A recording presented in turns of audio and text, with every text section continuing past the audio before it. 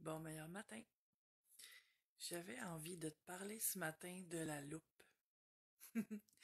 C'est ma façon d'expliquer comment ça se fait que parfois on vit des situations difficiles. En fait, c'est ma vision personnelle des choses, OK?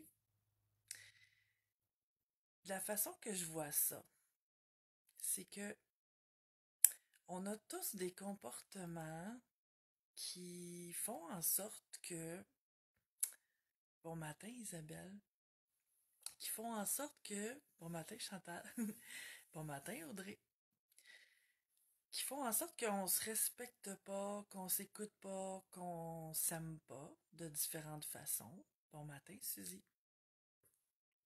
Et ça se passe comme ça depuis qu'on est enfant, là. Tu sais, c'est des comportements inconscients qu'on a, tu sais, qu'on a continué à je cherche mes mots ce matin, qu'on a continué à mettre en place sans s'en rendre compte parce que on a appris à se comporter de certaines façons selon notre personnalité. Bon matin, Monsieur François. Et ces comportements-là sont contre nous, en fait. C'est des moments dans notre vie où on met pas nos limites quand on devrait les mettre si on se respectait, où on s'écoute pas, où on s'exprime pas, où on se renie ou s'oublie pour le bien des autres, où on fait passer les autres en premier, où on respecte pas nos besoins, des choses comme ça. Bon matin, Aline. Bon matin, Joanne. Et je sais pas si tu as vu le titre que j'ai donné à cette vidéo-là ce matin, la loupe. Peut-être que ça t'a intrigué. Bon matin, Nathalie. C'est ce que je crois qui arrive à un moment donné, quand la vie considère qu'on est prêt, qu'on est assez mature, puis qu'on est capable de transcender ces comportements-là, c'est que la vie nous amène une loupe. Qu'est-ce que ça fait une loupe? Ça amplifie, ça grossit tout. Et là, cette loupe-là, c'est une situation où une personne qui nous fait, comme on dit au Québec, qui nous fait rusher, qui nous rend les choses compliquées et difficiles, qui nous fait souffrir, qui nous fait sortir de notre zone de confort. Une personne qu'on va se rappeler toute notre vie parce qu'elle nous a tellement compliqué les choses que on l'oubliera jamais. Un maître, on pourrait l'appeler un maître, tu sais, mais ça c'est une fois qu'on a compris la leçon. Parce que sur le moment, on n'a pas envie de l'appeler un maître. On l'aime pas, cette personne-là. Parce que c'est vraiment difficile ce qu'on vit avec elle. Puis en fait, ce que la plupart des gens font, c'est qu'une fois qu'ils vivent cette période de loup-loup, ça peut être long, hein? Des fois, c'est une rencontre là, de quelques minutes, mais bien souvent, là, c'est une rencontre qui dure des semaines, des mois, puis peut-être même des années. Parce que pour certaines personnes, la loupe, c'est un parent, tu sais. Ça peut être une relation de longue date.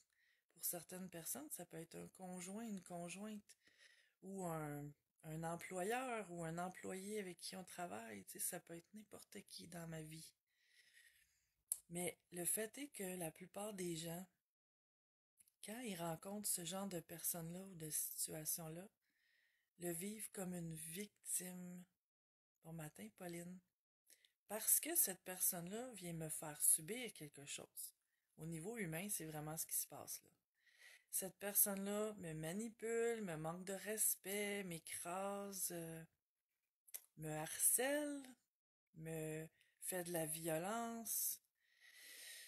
Tu sais, c'est un mal, une façon de me maltraiter d'une façon ou d'une autre. Un manque d'amour quelconque. Mais assez important, parce que c'est pour ça que je l'appelle la loupe. C'est assez important pour que je le remarque, là. Je peux pas passer à côté. Et la plupart des gens poursuivent leur vie alourdie de cette expérience-là, en voulant à la personne, parfois jusqu'à la fin de leur vie, là. Bon matin, Céline. Et en fait, si c'est ça qui se passe, si je regarde les loupes de ma vie, parce que souvent on n'a pas juste une, on en a plus qu'une, surtout, surtout si je l'ai pas compris. Si j'en veux à la personne le restant de mes jours, ben c'est sûr que je vais en rencontrer d'autres loupes. Certains, certains, certains. Parce que j'ai pas compris le rôle de cette personne-là dans ma vie, qui est de m'éveiller. Et le fait d'en vouloir à la personne, de chercher à comprendre pourquoi elle agit comme ça envers moi, de me sentir comme dans une injustice, tu sais, d'être dans la frustration, la colère, le ressentiment, ben ça fait que j'ai pas utilisé cette loupe-là de la bonne façon. Je l'ai utilisée contre moi. Et ça, c'est ce que j'ai fait tout au long de ma vie, en fait. Ce qu'il y a à regarder, la façon de se sortir de ces expériences-là, bon matin, Colette, c'est que si je réalise qu'en fait, il n'y a rien de nouveau qui est apparu avec cette loupe-là dans ma vie, le comportement que j'ai eu face à cette personne-là, qui est de me taire, de me manquer de respect, de pas savoir me défendre, de pas être capable de, tu sais, d'équilibrer les choses ou de me faire respecter, ben, je l'avais déjà avant que cette personne-là arrive dans ma vie. C'était déjà là. Tout était déjà pareil, sauf que c'était à petite dose. Tu sais, les manques de respect que je pouvais vivre avant cette personne-là, c'était des petits manques de respect qui me faisaient pas trop souffrir, tu sais. C'est comme des petites égratignures que je la sens, mais c'est pas assez inconfortable pour que je change mon comportement. C'est pas assez souffrant pour que je comprenne le message. Puis à un moment donné, la vie, elle a dit, tiens, cette personne-là est prête à passer à un autre niveau maintenant. On va lui présenter une belle loupe. Le genre d'expérience que tu peux pas faire comme si c'était rien passé, là, parce que c'est tellement souffrant, c'est tellement gros, c'est tellement évident que là, faut que tu le regardes comme il faut. Faut que tu le regardes en face. Puis tu as la possibilité, grâce à cette loupe-là, de changer des choses. Mais c'est ça le problème, c'est que la plupart des gens en font rien de cette loupe-là. Ils continuent de faire ce qu'ils ont toujours fait, de se rejeter, de pas s'écouter, de se manquer de respect, de pas mettre leurs limites, etc. Et il n'y a rien qui change. Puis en plus, c'est que cette loupe-là est tellement difficile qu'en plus, ils s'alourdissent de toute la haine, tout le ressentiment ou toute la culpabilité que ça leur a fait ressentir, cette expérience-là. Et il n'y a rien qui change à part le fait que ça empire tout. Mais il y a une porte de sortie. Et c'est de réaliser, si je réalise que, dans le fond, je participe à tous les comportements que les gens ont envers moi. Si je me suis fait manipuler, tu sais, on est porté à juger le manipulateur. On parle beaucoup des pervers narcissiques manipulateurs ces années-ci, hein, depuis peut-être un an ou deux. On est porté à les juger, puis à dire qu'ils sont pas corrects. Mais en fait, il n'y a aucune histoire de manipulation possible avec quelqu'un qui se respecte assez pour pas embarquer dans ce jeu-là avec le manipulateur. Quand on comprend ça, que je participe à tous mes abus, la seule exception que je trouve à ça, c'est face à un enfant. Parce que quand on est enfant, on n'a pas les défenses. Un enfant face à un adulte est impuissant. Il subit, puis il n'y a pas le choix que l'adulte a. Et même en tant qu'adulte, quand on subit des actes, tu sais, des actes de violence on peut pas se défendre, mais si on peut pas se défendre, on peut pas se défendre, là. Mais si on peut faire quelque chose pour ça, c'est à nous de le faire. C'est notre responsabilité de mettre nos limites. Puis c'est pas en expliquant à quelqu'un qui me manque de respect qu'il va changer. C'est en agissant, c'est en étant consistant dans ma manière de me respecter moi. Et si je me respecte moi, ça va être beaucoup plus facile de me faire respecter. Ça empêchera pas tous les manques de respect, sauf que je vais les vivre bien différemment. Puis si je prends ces leçons-là, que je vois la personne comme un maître dans ma vie, qui vient me montrer, dans le fond, elle me traite exactement comme moi je me traite. Ouh là là, ça peut faire mal, hein? Les gens me traitent exactement comme moi je me traite. Donc, si dans ta vie, tu as des gens ou une personne, mais souvent c'est pas juste une, c'est parfois c'est généralisé, puis parfois c'est des choses qui se répètent, hein. Si tu as des gens qui agissent mal envers toi, c'est pour te montrer comment toi t'agis mal envers toi. Les gens sont tes miroirs. Et même si ça fait pas plaisir à entendre, en fait, ça nous ramène à notre pouvoir personnel que je peux faire quelque chose, moi, dans ma propre vie, pour me respecter. Nathalie, je vais lire ton message parce que ça, ça semble être approprié. J'adore ce que tu parles le matin, puis moi, je suis devenue le maître de ma vie et j'ai décidé de ne pas être la victime et de me pardonner, oui, et mettre mes limites depuis je vais bien dans ma vie. Ben, c'est exactement ça. C'est que j'ai le choix. J'ai le choix d'être la victime de la vie ou des gens qui agissent mal envers moi, ou de prendre la responsabilité de ma vie, de regarder comment je peux pas changer le comportement des autres, ça. Écoute, en tout cas, tu fais ce que tu veux, mais moi, j'ai déjà essayé ça, hein. Ça a jamais fonctionné. Je sais pas si toi, t'as trouvé une façon de réussir ça, puis ça m'étonnerait vraiment. Parce que c'est pas comme ça que ça fonctionne. C'est pas en essayant de faire comprendre aux autres qui agissent mal que ça change. C'est pas en attendant que les choses se placent, puis en espérant que les gens vont finir par comprendre. C'est moi qui ai à comprendre que c'est ma responsabilité. En fait, parfois, excuse-moi, tu sais, il me vient l'exemple d'une personne, exemple, dans un milieu de travail qui se fait harceler. Puis que la personne, elle a dit à l'autre que elle aimait pas ces comportements-là, puis que l'autre personne continue. Ben, à un moment donné, c'est pas tant ce qu'on dit à l'autre qui fait la différence. C'est que si je veux vraiment changer les choses, c'est que j'ai à regarder, OK, cette personne-là me harcèle. Comment moi je me harcèle? Tu sais, ça peut être plein de façons, mais si, exemple, à la fin de la journée, quand tu as vécu du harcèlement, tu te couches le soir et tout ce que tu penses, c'est tous les mauvais traitements que tu as subis, puis que tu vois ton incapacité à te défendre, puis que tu te harcèles de pas être capable de t'en sortir, que tu te harcèles de pas savoir comment t'en sortir, que tu te harcèles de te trouver, tu sais, nounoune ou incapable ou pas à la hauteur ou pas assez forte ou pas assez courageuse ou tu sais que tout ce que tu vois c'est ton impuissance à être respecté. Vois-tu comment tu te harcèles?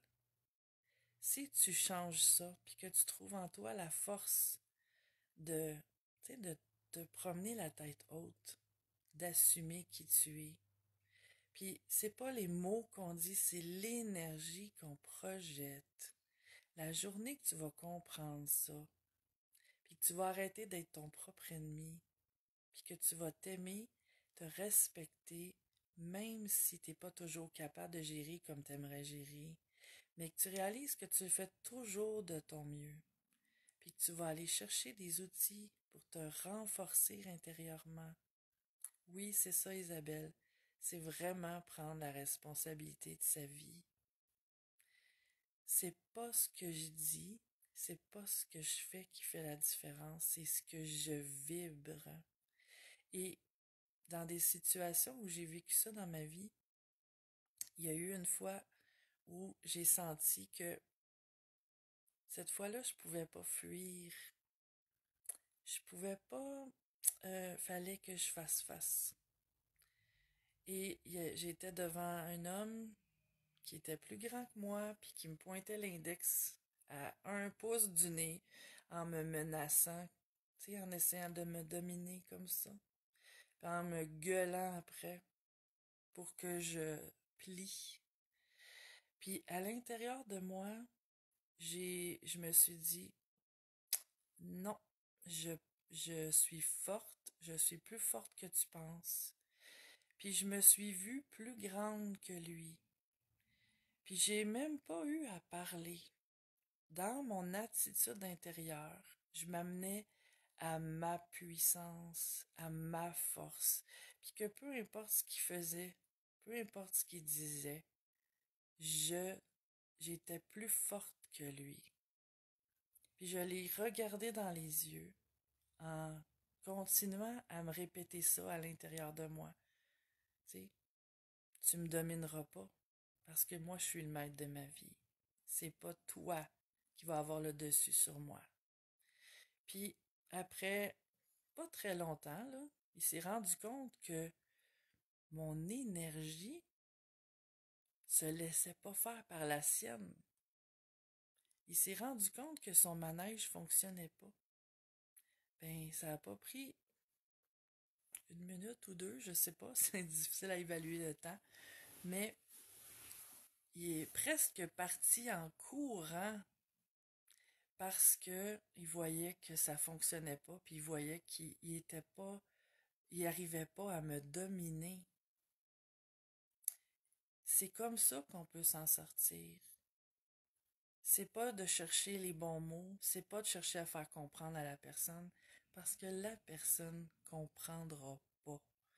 Si tu trouves un truc, partage-le moi par exemple. Mais tu sais, je sais que c'est pas comme ça que ça fonctionne. Puis oui, Nathalie, c'est ça, c'est des prises de conscience envers nous-mêmes, c'est des apprentissages. Puis, ben oui, à quelque part, on est victime de nous-mêmes, c'est qu'on participe à ces comportements-là. Et une fois qu'on comprend ça, c'est une bonne nouvelle. Puis il faut pas s'en servir. Le piège, là, c'est de pas s'en servir encore une fois contre moi, à m'en vouloir, à utiliser ça, de voir que je participe à ça, d'utiliser ça encore une fois contre moi, comme une raison de plus de m'en vouloir, puis de me trouver pas à la hauteur, puis de, tu sais, de continuer le cercle vicieux, de me harceler. Ça, c'est le piège. La porte de sortie, c'est d'arrêter ça. C'est de réaliser que j'ai toujours fait de mon mieux, puis que je savais pas comment mettre mes limites, je savais pas comment m'exprimer, puis j'étais en apprentissage de ça. C'est difficile pour les personnes sensibles parce que dans notre sensibilité, on, on dirait qu'on vit les choses comme si, pour nous, là, le respect, c'est naturel, puis le conflit, on n'aime pas ça, puis on sait pas comment se défendre. Mais il faut l'apprendre, c'est notre responsabilité. C'est pas à l'autre à comprendre qu'il me manque de respect. C'est à moi de comprendre que si je me respecte, je vais savoir comment me faire respecter. C'est ça la différence. Bon matin, Sylvie. Sylvie qui sait, je le sais, mais de le réentendre, ça fesse. Comme je suis en questionnement ce temps, ça ramène à l'aisance. Je suis pas sûre de ce que tu veux dire. Mes choix de relations de couple sont questionnables et en vieillissant, je pensais que ce serait plus simple et non. C'est censé être plus simple, hein? C'est juste qu'il faut appliquer toutes ces belles connaissances-là qu'on sait. Et la clé pour tout dans la vie, à mon avis, à moi personnel, là, tu sais, qui vaut ce qui vaut, c'est de toujours s'aimer. C'est vraiment la clé universelle. C'est de se voir comme une personne qui fait de son mieux, d'aimer nos imperfections. Tu sais, c'est comme euh, je réalise depuis que il y a un massage que je fais parce que je suis massothérapeute. Il y a le massage à cacher que je fais depuis quelques mois qui m'a été inspiré. Puis j'apprends beaucoup sur les âmes, sur l'énergie de l'âme en faisant ce massage-là.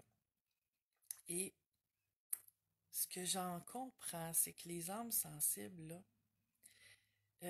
c'est un peu comme je disais tantôt, on a, on est plus près de l'amour inconditionnel que d'autres âmes.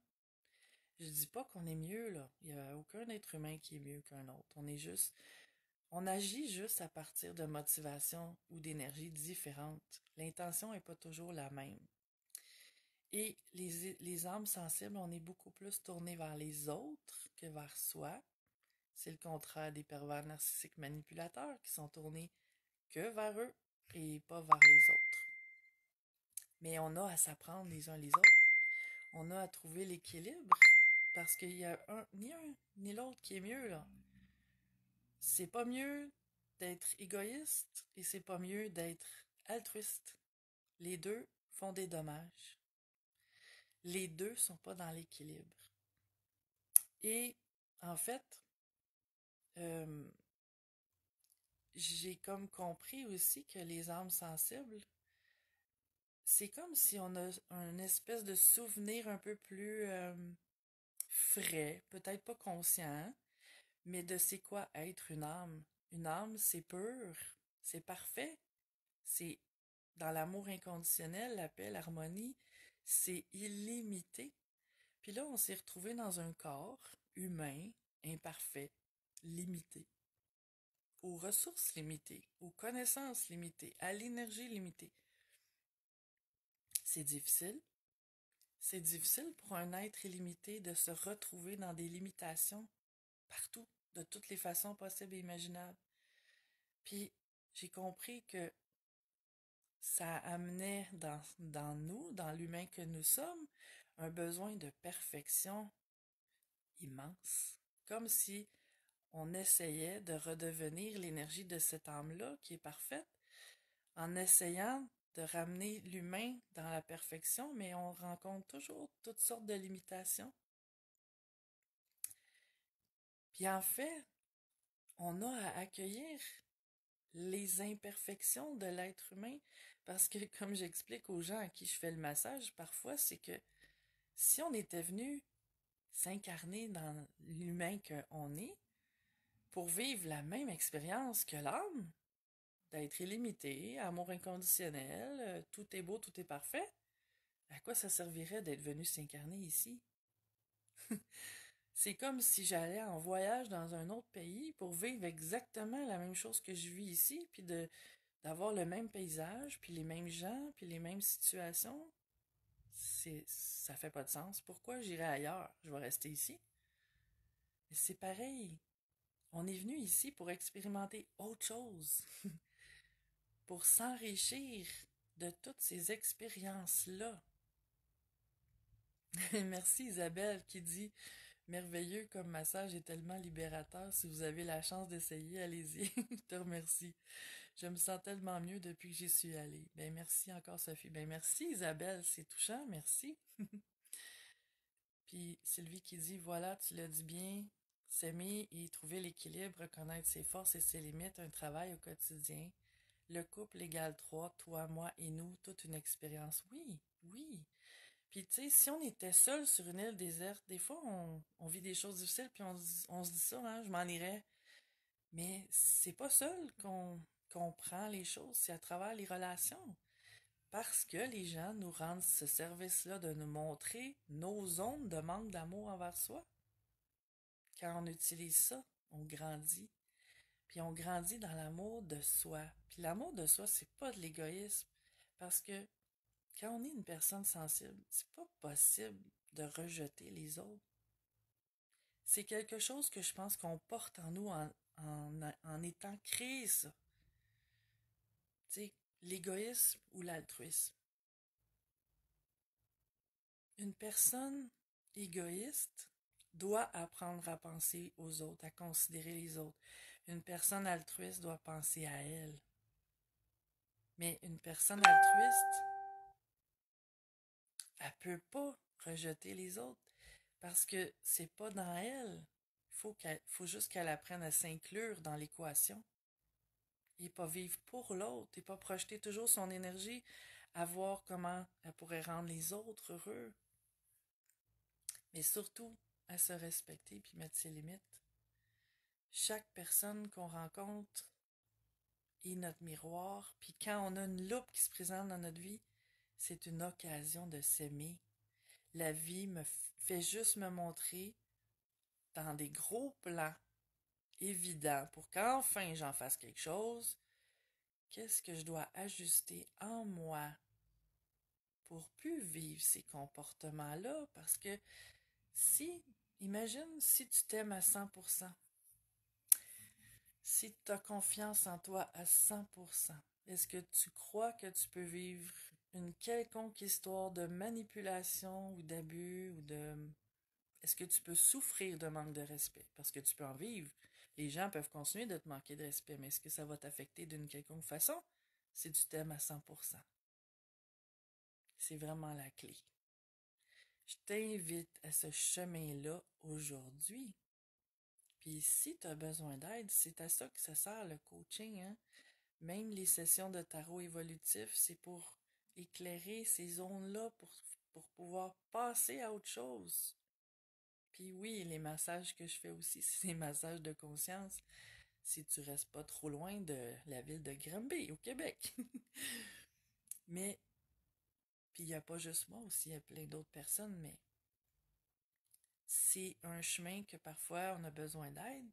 Pas qu'on n'est pas capable de le faire seul, mais parfois d'avoir quelqu'un qui nous indique la voie à suivre, ça va plus vite. Si ce vidéo-là t'a apporté quelque chose, je t'invite à le partager, puis je te remercie. Je te remercie d'être là, d'être la belle personne que tu es. Puis maintenant, ben, tous ensemble, on va aller illuminer le monde. Je te souhaite la meilleure journée. À bientôt. Ciao.